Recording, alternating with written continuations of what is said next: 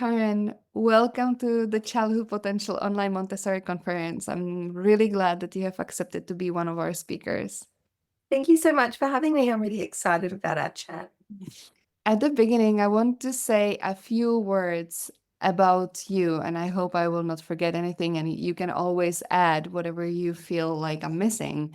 You are a psychologist, you are a speaker, you are an educator, you are a consultant, you work with parents, schools, government bodies, and child and adolescent focused organizations, both in Australia and internationally. You are the founder of Hey Zygmunt, which is an international popular online resource that provides information on anxiety and neurodevelopment of children. You have written 5 books. One of them, or one of the best selling ones, is Hey Warrior, which assists children in understanding and managing anxiety. What did I forget? What can we add? That is perfect. That's perfect. So I'm not practicing anymore as a psychologist because I'm going into schools, I'm talking to parent groups, and that's the work I love because I know that if we can support the adults who support the kids, that's where, and I used to work in private practice and, I realized if we can put this information into the hands of adults, that's where we really get change happening. So that's what I do now with this. I'm grateful to be able to do this with you now. Thanks. We are supposed to talk about separation anxiety. So, my first question, what are we talking about? What is it? And why is it important to actually have information? So, one of the reasons we really need to understand it is because one of the things I'm seeing a lot is the pathologizing of anxiety, including separation anxiety. So, we're talking about it too much as a disorder, as a deficiency, as some sort of breakage.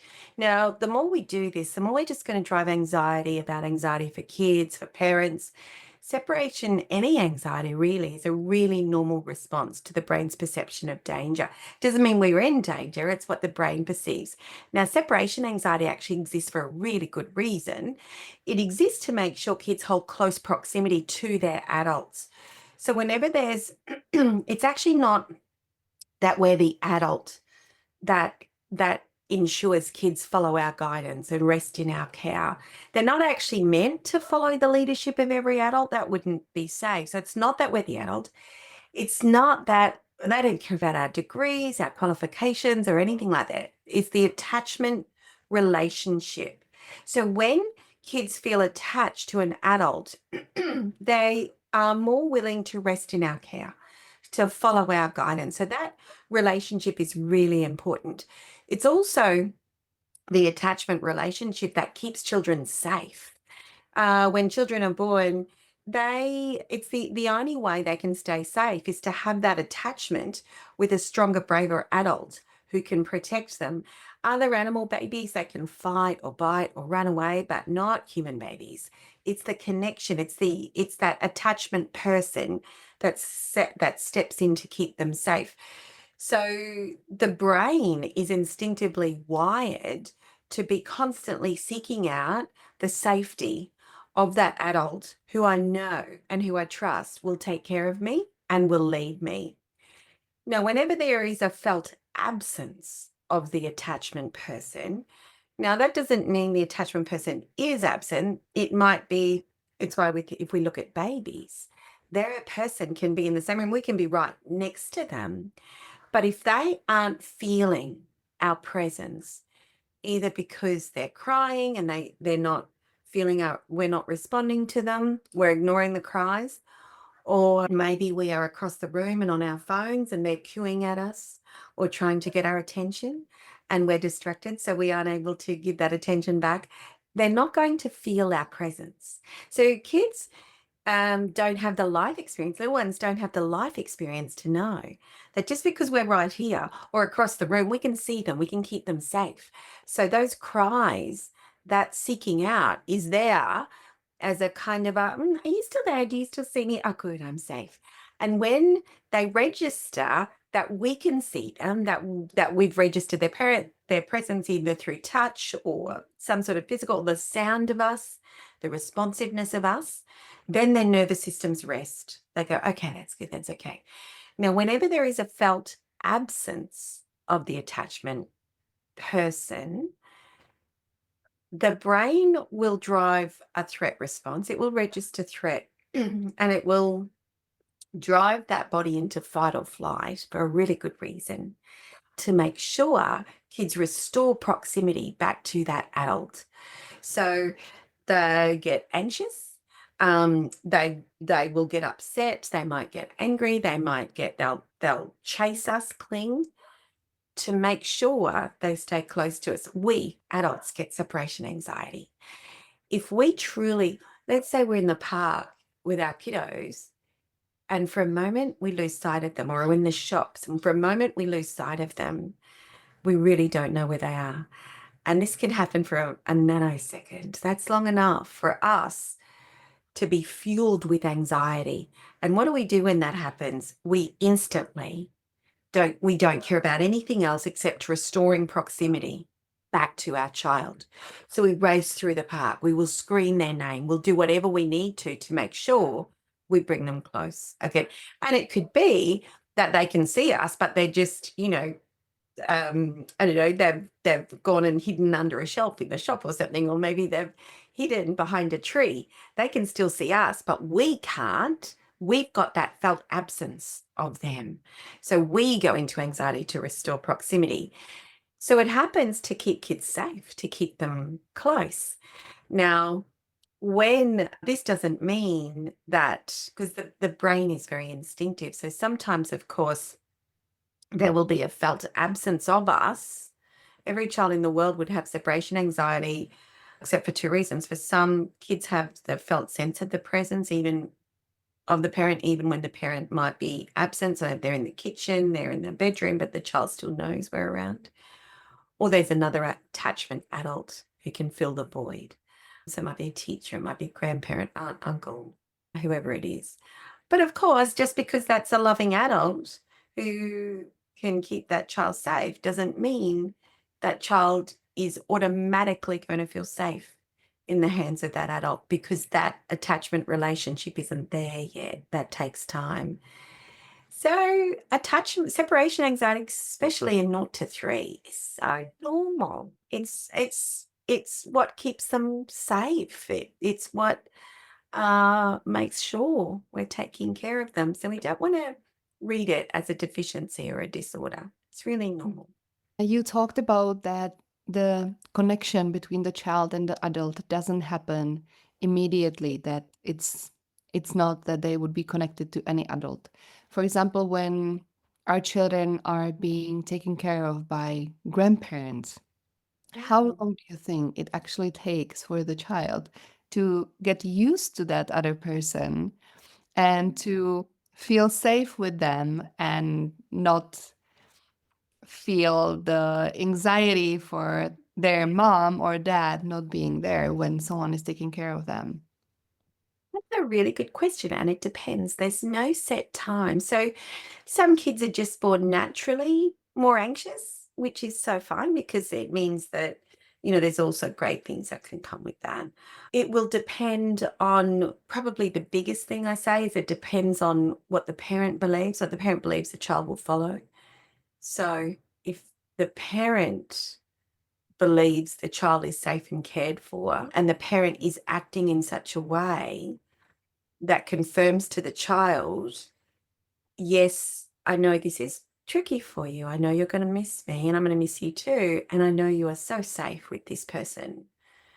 And the parent acts in such a way as to show the child that the parent is confident. They might have a really quick, confident goodbye. They speak really well of that adult in front of the child. There's lots of repetition of experiences with that adult. Not too long between experiences. So maybe, if it's just once a week, it's going to take longer than it might if it's every day for 10 minutes or 10 minutes a day. Or so the repetition, the closeness of the experiences in terms of how often they're repeated, how long the breaks are between, how much the parent communicates with their own behavior, that they believe the child is safe enough. So if the parent stays for too long, um, and or just stays outside, and the child knows that the child's going to receive the message, which is, well, hang on, if you believe I'm safe here, why are you still here? I'm not sure that you believe that yet. Even if we do, even if we totally love this person and absolutely know that this child is in the safest hands, we need to make sure the child knows that and that we communicate that with our behavior. And then it depends on age. If a child has never been separated from a parent and they might be going to daycare or childcare for the first time when they're 3, it might take a little bit longer if they're not used to other adults in their circle. So there's no set time. The biggest thing is repetition, the parent communicating with their behavior and their response that they absolutely believe in the capacity of this other adult to love and care for the child safely. Um, and, it's temperament of the child, experience of the child before now, they all play into it. And there's no hurry. There's no hurry at all. We don't have to hurry kids through this at all. Experiences build on each other and there's plenty of time. There's plenty of time. It's called separation anxiety. How is it different from the anxiety that we know as adults, for example, or yeah, from an normal anxiety? Yeah. Yeah. So because we can see the physiological process is the same and the process in the brain and body is exactly the same. It's the brain that doesn't feel safe and organizing the body to respond with a fight, flight, shutdown or shutdown response to try and get back to safety, to restore safety. So the process of anxiety is the same, regardless of, what's happening. What's different is the target of the anxiety. So sometimes we don't always know where the anxieties come from. When it's on separation, we know it's because of the absence of the parent. It is often connected to, I'm worried something might happen to my parent when I'm not with my parent. I'm worried something might happen to me when I'm not with my parent. And who do I turn to? I don't know who to go to. Who's watching me? What if nobody sees me? I'm here with all these adults, but what if none of them see me because they're busy? So one of the things we want is to let the child know which one adult at a time is taking care of them. There might be 5 adults in the room who love them, but that's not going to contribute. That's potentially not going to help a child with separation anxiety feel safe. Because one of the things I say is, what's the worst number of adults after 0 to have looking after children around a swimming pool? It's only more than 1. That's when the accidents happen, because there's a sense of, but who has claimed responsibility, the ability to respond to this child if they're in distress. Otherwise, there can be a sense that the attachment button, who's caring for me button, has just been thrown into a bunch of adults. And I don't even know if one of the adults has got it. I don't even know if they know they've got it. So that can be a bit of a scary place. It's not just, again, it's not just having the adults there, it's the child knowing which adult is taking care of me, which adult do I turn to? So you want that really explicit sense of, hey, okay, I'm so glad you're here. I'm here to take care of you today. We're going to have a great day. Come to me, anything, and I'm here to look after you. And I'm so excited that I get to be your person today. So the difference from children from separation anxiety to general anxiety is really the target. The target is that felt absence of that attachment person. Even as adults, we have separation anxiety. If you have your attachment person, and it might be a partner, sibling, parent, friend, and they're due at your house at, 6 o'clock at night. Now, if it gets to 6:30 and you haven't heard from them, you've got enough life experience, you'll probably go, well, um, maybe they're stuck in traffic, maybe their phone went flat. We probably will have sent out a distress signal by way of a phone call. Doesn't mean we're distressed, but that, are you there? Are you the same way babies might coo? Or children might go, "Mom, Dad," they might call out, "Are you there?" Even if they don't really need anything. We send out a signal in terms of a phone call. Now, if that phone call isn't answered, we'll be all right because we've got life experience. But if it gets to, say, 9 or 10 o'clock, even 8, 9, 10 o'clock, and we don't know where that person is, we are going to feel really anxious. And what that's going to do is drive us to keep doing what we need to do to restore proximity. It'll drive us to keep calling. Maybe we'll call friends to say, "Have you seen them? Do you know if anything?" Maybe if it's really late, we might drive the route from home to work to make sure there were no accidents or something. I don't know. It depends on how, um, I suppose, frightened we are for them and how unlikely this behavior is, or unfamiliar it is. So again, even in adults, that anxiety is because of the felt absence of our attachment person. Aren't normally we go, well, I know they're at work, or I know they're, shopping, or I know they're with friends. I know they're fine. They're fine. We can feel their presence even in absence. But when they're actually meant to be with us and they're not, that can be a scary place. So other anxiety is about, and we don't always know where anxiety is coming from. Um, it could be a smell reminds us of a time which didn't feel safe. It might be a song that was playing at a time where we were frightened, or it could just be that the brain locks onto something and goes, you've got that meeting next week. Have you thought that, what if you make a fool of yourself in that meeting? What I'm going to do is I'm going to organize your body for fight or flight so you can run really fast out of there, or fight anyone who tries to make you stay. So there's all sorts of different reasons, but with separation anxiety, the difference is it is the felt absence of the attachment person. That's a good thing because we can deal with that. Sometimes children get sick or their tummy hurts. They have a sore tummy when they're going to be separated from their parents. Is this something that we can do? Is there something that we can do for the child to make the situation better? Or is this a normal reaction of the child? Really normal. So there's a whole bunch of things that happen when the brain registers threat. So I wrote Hey Warrior because I think one of the really important things we need to do is help kids understand why their bodies feel like this. And really young kids can understand this. I'm working with a lot of early education centres in Australia at the moment to give kids this information, because if they don't have the information, that sick tummy or sore tummy feels like illness, and it's different to illness. It's different to a tummy bug or other things that can happen. And what happens is if they do have that sick tummy or that sore tummy, or if they feel anxious, the brain instinctively puts a story to it. It's always going to be a negative story. The brain goes, I feel like something bad's going to happen. So something bad must be going to happen. They get that sick tummy or the sore tummy. If they don't have the information, that's as is all the symptoms of anxiety.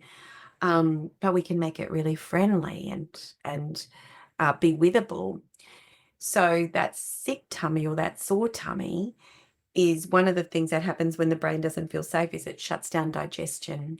So that can lead to a sick tummy or a sore tummy. Really normal response, because the brain wants the energy that is normally used for digestion.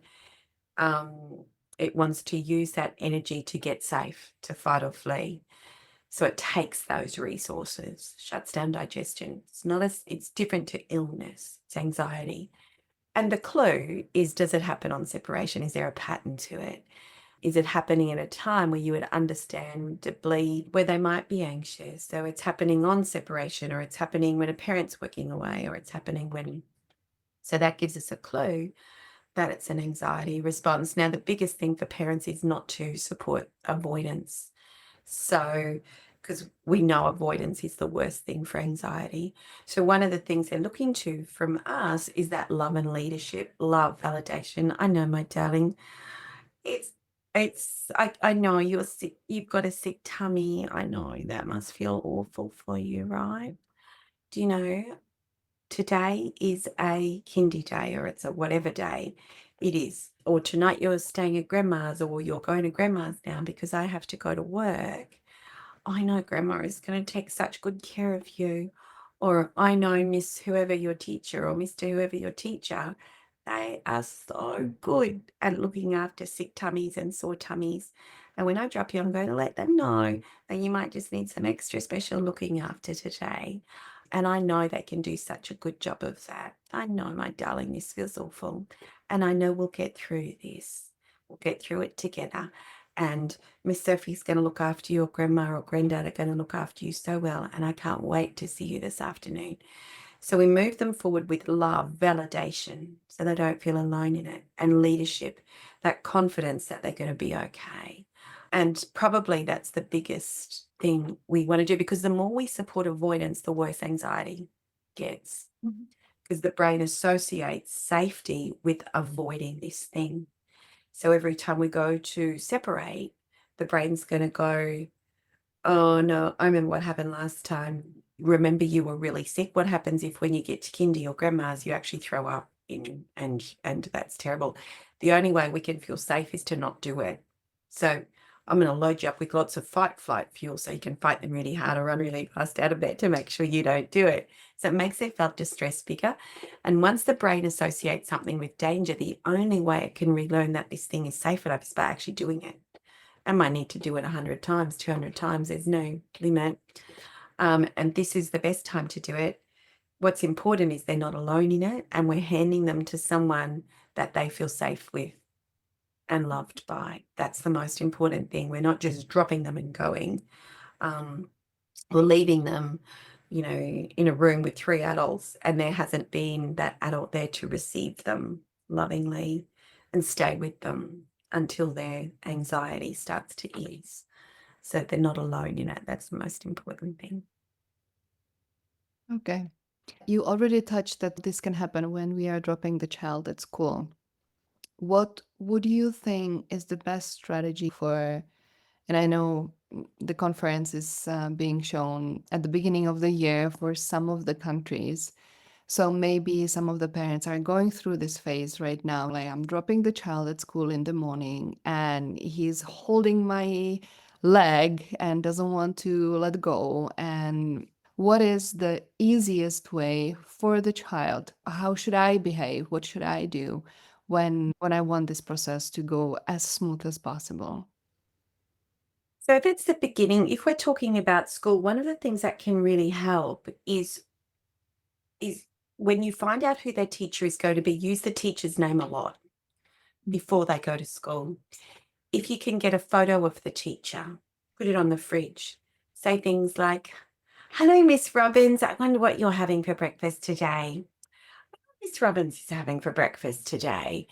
Or maybe just you walk past and you go, "Oh, I wonder what Miss Robbins is doing for her weekend. I wonder if she has a dog like we do." So we just use the word a lot. I know Miss Robbins is just going to love you so much. She's just going to love hanging out with you. If you can find anything out about the teacher that maybe you can use, what that's going to do is it's going to start to make Miss Robbins familiar. So all of those count as repetitions of a safe experience with Miss Robbins. It's also going to help your little one see you're actually confident about Miss Robbins being able to care for you. So when I work with schools, this is a lot of what I'm doing, is supporting schools to how can we build that familiarity? How can we build that attachment? Which is a really important part of it. And schools want to do this. They want to be the safe person for your little person. And then, so we do that. So really speak positively, use the teacher's name as much as you can. And probably my favorite strategy, there are many strategies, but probably my favorite strategy is get a little, just draw a little heart tattoo on I've just created little temporary tattoos with little hearts on the website, and they say this heart is full of hugs from, it can be mum or dad or grandma or Auntie Joe, whoever it is. But you can just, it doesn't have to be that. You can just draw a heart and just fill it with hugs for them. Just say, okay, don't say anything, don't say anything. Okay, I just put so many hugs in this heart and have them draw one on you and have them give you a big squeeze because they're filling their heart with hugs. And say to them, if you miss me during the day, just give your heart a rub and it'll be like I'm hugging you. And if you think of me during the day, it's not by accident. It's because I'm taking one of your hugs. So even though we're not together, we can feel each other's hugs. And then when you get home this afternoon, I'm going to load it up again. So you better be ready for it because I'm just going to give you the biggest hug in the world because I'm just going to keep loading it up and loading it up. And then just randomly during the day, you can say things, when they're home, when they get home, you can go, come here, come here, come here, just in case. I'm just going to load it up again. Okay, charged it up. Good. So you can just play with it. And it can be a thing. Now, this doesn't mean that they're going to go, okay, see you, bye. But we've done everything we can. We don't need to fix their anxiety. Their anxiety won't hurt them. We don't need to fix their tears. We don't need to fix their big sad, their big anger. We don't need to fix any of that. Big feelings don't traumatize children. What traumatizes children is being alone in big feelings, being alone in distress. So we give a quick, confident goodbye, hand them over, and no, my darling, I'm going to miss you too. It's okay to be sad. I know that Miss whoever or Mr. whoever is going to take such good care of you today. I know it's tough. And I know you are going to be so safe and so loved. And I can't wait to see you this afternoon. Quick, confident goodbye and go. If you get into the car and you fall apart as a mum, I've been there, and you're sobbing, that's okay. That's so okay. Ring a friend, ring your partner, just cry into the steering wheel. That's so fine. Put on some music. But just don't let them see you do that. Let them know that you miss them, but do it with strength. I know I miss you too. And I know we are going to be okay. We're going to get through this. I'm going to make sure. So they feel the strength of you. That's probably one of my favorite suggestions to get them through. Thank you. Those are really nice tips. Thank you. Do you have some of these tips in regards of bedtime? Many Yes. parents want their children to fall asleep by themselves in their room. And here we are again in the same situation before bedtime when the child is supposed to be as calm as possible going to sleep. So one of the things I say here is something's only a problem if it's causing a problem. So if you're co-sleeping and everybody's fine with that, do it and keep going. But if you are finding that you've got other children you want to get to, or nobody's sleeping very well and it's causing a problem, you're ready for them to move into their own bed, then it's a problem. So probably the biggest thing is try not to be there when they fall asleep. Because what happens is the brain goes through sleep cycles during the night. So make sure they're so connected. Have you a really clear bedtime routine. Give them lots of connection time. So maybe if you have to start the bedtime routine early, give them lots of connection time. And then try not to be there when they fall asleep. One of the things I really like is swapping pillowcases. So they have your pillowcase. So we bring the idea of you in and they can imagine themselves holding on to you. You have their pillowcase. So you go in for 5 minutes, go away for 5 minutes, come back, go away for 5 minutes, come back, go away for 5 minutes. If it gets to 45 minutes or so, I'd let it go because everybody's got to get some sleep. Then you'll have another go when 5 minutes is okay. I'll start with 3 minutes, start with what feels okay. Might take a few weeks for them to get used to that. When they get used to that, then you bump it up to 10 minutes. Away for 10 minutes, come in, give them a kiss, come back. Another strategy I really love is we want them to feel you holding on. So children will let go when they feel us holding on. So what's happening when they're sleeping? They're seeking us out. Their brains are seeking, are you still there? Are you still there? So what we want to do is let them know that we're holding on. So what I do, one of the things I suggest is get lots of paper and put hearts on it, lots of different little hearts or a kiss on lots of paper. And then say to them, all right, my darling, I check on you all through the night. I'm thinking about you. I'm dreaming about you. I'm checking on you all through the night. I'm going to go away for 2 minutes. When I come back, I'm going to put a heart on your bedside table. And every time I come and check on you, I'm going to put a heart on your bedside table or a kiss, whatever it is. Then you go away, come back, put a heart, go away, come back, put a heart, go away, come back. When they fall asleep, come put a whole bunch of hearts on their bedside table. And then when they wake up, you can say, I just want to show you how much I was thinking of you and look how much I was thinking of you and looking after you during the night. Add in thinking about, so you're not lying, but we want them to feel that held on to during the night. This might take a few months to do, and that's okay. There's no hurry. There's no hurry at all for that. We're just getting them used to the idea of even when I'm not with you, you're safe in your room. And even when I'm not right beside you, I can take care of you because I'm thinking of you. I'm coming to you. I'm, whatever it is. And that's one of the ways we can get that message through. Thank you. Are there some other strategies that you can think of or in different situations that can help that you would like to have us as tips? They're probably my biggest ones, and I've got on my website, I've got a bunch, in my course, there's a whole bunch, but they're probably my favorite ones because what we really just think of it as any way we can bring the idea of us closer to. The brain doesn't just attach through physical presence, it's the idea of us. So it's why swapping pillowcases, having the tattoo, it's the idea of us, which is close, are my favorite ways to do it.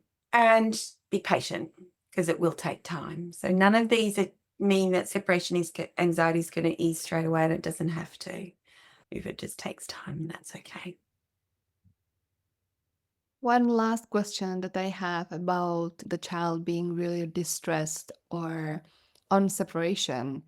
Some parents worry that this is going to damage the child, that this is going to cause a huge trauma. And so they try to avoid these situations. What would you answer in that? Yeah, don't avoid them. So it's not the big feelings or the distress that traumatizes them, it's being alone in it. So I would say avoid situations where there is not a person who can take them and love them. You know, so it might be that they're going to a party with their friends and all the adults are going to be busy. And if it's 0 to 3, that's still young, right? They're still getting used to the world. Maybe you might want to stay. Maybe you might want to stay for longer until you see them settled in with someone rather than dropping them and leaving because there is no adult there. There is no adult. If all these adults are strangers, that's tricky. Instead of that, if you don't want to be there the whole time, maybe have a grandparent take them and stay with them. Or if there is another friend at the party and they are familiar with that friend's mother or father, that friend's parent, maybe that parent can take your child to the party. No, and you'll know that that parent is capable of loving your child in your absence and keeping them safe. So we don't want to avoid the situations because if we keep avoiding separation, it's not our job as parents to protect them from the distress of anxiety. What is our job is to give them the experiences they need to show them that they can handle the discomfort of anxiety. And the way they handle it is in the arms of another adult who they feel safe with and loved by. So that's the most important thing, but don't avoid it because if we avoid it, they don't have, it'll come time by the time it gets to school. It doesn't matter if they don't go to anyone else before school, but if we can give them the experiences before school, it's going to make the transition into school easier for them because by the time they get to school, it can be trickier for an adult to be with them the whole time because that adult is taking care of, 25 other little nervous systems who might be distressed. Whereas at kindy or when it's grandma's house or Auntie Joe's house, That's a really lovely way for them to get used to being without you, because grandma can just stay with them, or Uncle Joe or Auntie Soph or whoever can just stay with them until their distress starts to ease. And that's the way to get them used to it. So it will not distress your child as long as they don't feel alone in their distress. That's what I would say. And in a way, and actually, what it is doing is strengthening your child, because we can tell them that they're brave and amazing and that the world is, we will never do anything that will, you know, the world we put them into is safe, and they can feel strong and secure in that. They're not going to believe us if we tell them. We have to show them. And we can show them with these tiny experiences that build up into something bigger. We can do it little bit by little bit. Thank you. Thank you. Karen, whoever is now watching us, all of our audience, where they can find you if they want to listen to you more, they maybe want to read your books, where do you want them to come? Yeah, thank you. So my website, www.heysigmund, it's hey as in hello, Sigmund, the name, .com is my website. Now there's lots of free articles there about anxiety, about parenting, lots of free things. There's videos there. There's also a shop with books and resources, courses there, little tattoos and stickers, temporary tattoos and stickers. I'm also on Facebook and Instagram, Karen Young Hey Sigmund. If you search there, you can also find that through my website. And what I do there is I just give little bite-sized grabs of just little bite-sized pieces of information on parenting anxiety. So you can just look at it and just get the gist of it to feel stronger in 20 seconds or more confident in 20 seconds if you're having a wobbly day, or just to inform you. So that's there as well. Thank you. Thank you. Okay. And thank you for the interview and thank you for making time to be with us today. My pleasure. Thank you so much for having me and for organizing this for all of us.